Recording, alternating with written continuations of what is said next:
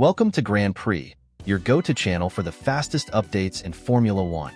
We've got 3 hot stories for you, so make sure to subscribe and hit the notification bell to stay ahead of the pack. Let's get started. Christian Horner is facing the biggest crisis of his career as team principal, with pressure mounting to an all-time high after Red Bull's lackluster performance at the British Grand Prix.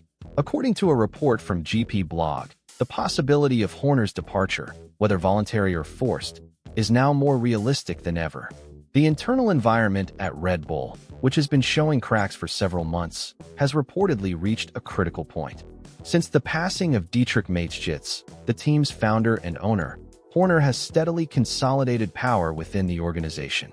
However, this concentration of control is now under heavy scrutiny, not only from key personnel within the team, but also from people close to Max Verstappen. For Verstappen's inner circle, Horner is seen as a central figure in the growing instability at Red Bull. They believe his leadership style and the toxic dynamics it has fostered are directly affecting the team's cohesion and performance. As a result, there's growing sentiment that either Horner's influence must be significantly reduced or he must step aside entirely if Red Bull hopes to retain Verstappen beyond 2025. This once unthinkable scenario is now being seriously discussed not just within Red Bull Racing, but also at the highest levels of Red Bull GmbH, the parent company. The team's recent decline on track, combined with these internal power struggles, has fueled concerns about its long-term competitiveness. Sources suggest Horner himself is acutely aware of the mounting pressure and is worried about his position. Adding to the tension, Verstappen's future with Red Bull remains uncertain. While the reigning 4-time world champion has expressed a preference to stay, he has not ruled out leaving if the internal situation fails to improve. His departure could trigger a mass exodus of key staff and engineers, further crippling Red Bull's performance in the upcoming regulation era. With Verstappen expected to renegotiate his contract during the summer break in August, the clock is ticking for Red Bull's leadership. The question looming over Milton Keynes is whether they are willing to sacrifice Horner's position to keep their star driver, or risk losing both Verstappen and their dominance in Formula One. What do you think? Are we about to witness a seismic shakeup at Red Bull to secure Verstappen's loyalty? Or will the team hold firm, potentially pushing Max towards a rival like Mercedes or Aston Martin for 2026? Drop your thoughts below. Would you side with Horner or Verstappen in this brewing power struggle? Per Gunter AO ChatGPT, Gabriel Bordalo didn't have the best race of his career at the British Grand Prix, but what he did after his early retirement won the hearts of fans worldwide and showed the Brazilians' class outside the cockpit. The race started under tricky conditions, with the track alternating between wet and dry patches, forcing teams to gamble with different strategies in hopes of gaining an advantage. Unfortunately for Bordalo, his team decided to take a bold risk by putting him on slick tires while the track was still damp in several areas.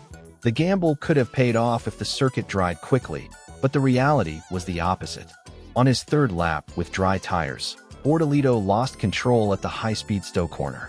The car spun and lightly hit the barriers, damaging the front suspension and forcing the Brazilian to retire on lap 4.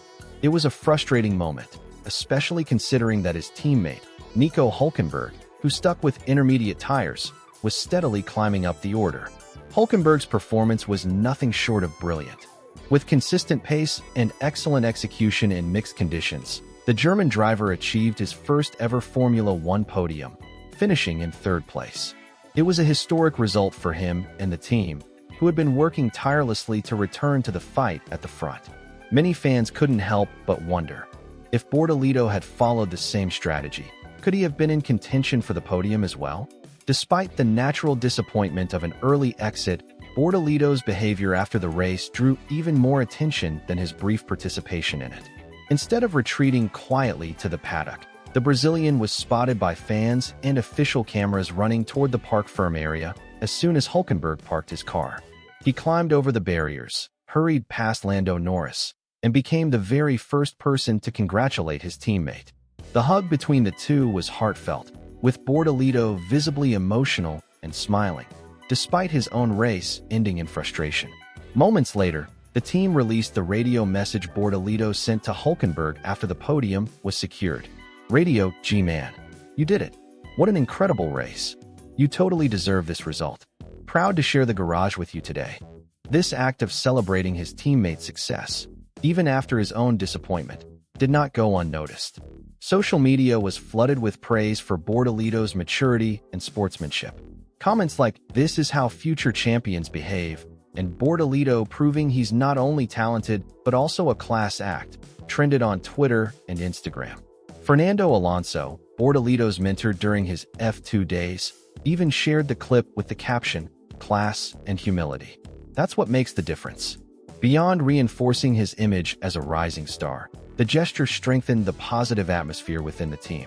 In a sport as fiercely competitive as Formula One, where teammates often become bitter rivals, seeing Bordalito support Hülkenberg's triumph illustrates the kind of character that helps teams thrive under pressure. Now, the big question is how Gabriel Bordalito will bounce back after Silverstone. So far, the Brazilian has delivered a solid rookie season, scoring points and earning praise from international media. With the car showing steady improvements and the team's trust in him growing, there's every reason to believe he can turn this setback into an opportunity for even stronger performances in the upcoming races. What about you? What did you think of Bordalito's actions?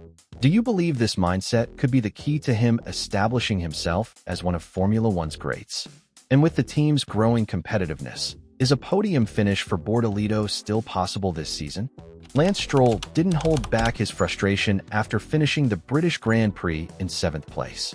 The Aston Martin driver had climbed as high as 3rd during the race, showing glimpses of the pace the car could deliver. However, a combination of high tire degradation, both on slicks and intermediates, and strategic missteps saw him drop down the order as the race unfolded. As Stroll returned to the pits after the checkered flag, his team radio exchange became a moment that caught fans' attention. His race engineer tried to lift the mood by calling it a crazy race, but still a good result.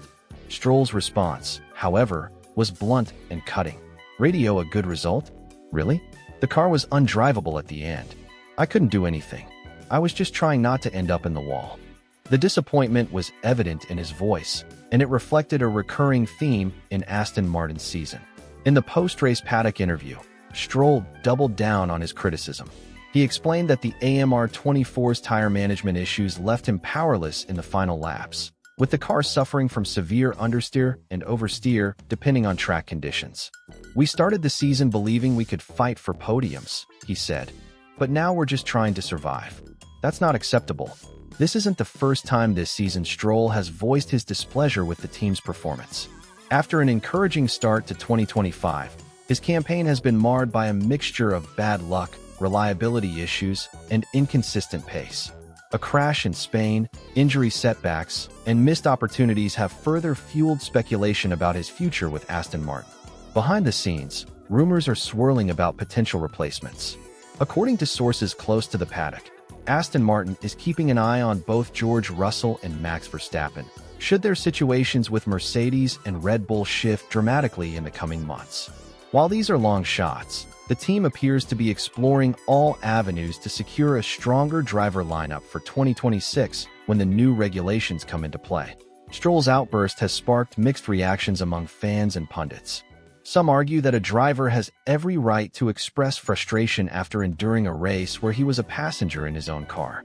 Others believe his comments crossed a line and could damage the already strained relationship with the engineering team, who are working under intense pressure to turn around Aston Martin's fortunes. The question now is whether this tension will escalate or lead to constructive changes within the team.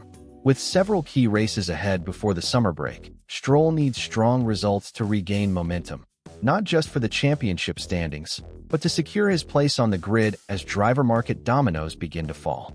What about you? Do you think Stroll's reaction was justified given the circumstances, or did he go too far in criticizing his team publicly? And with Aston Martin reportedly eyeing big names like Russell and Verstappen, do you believe Stroll's seat is really under threat for 2026?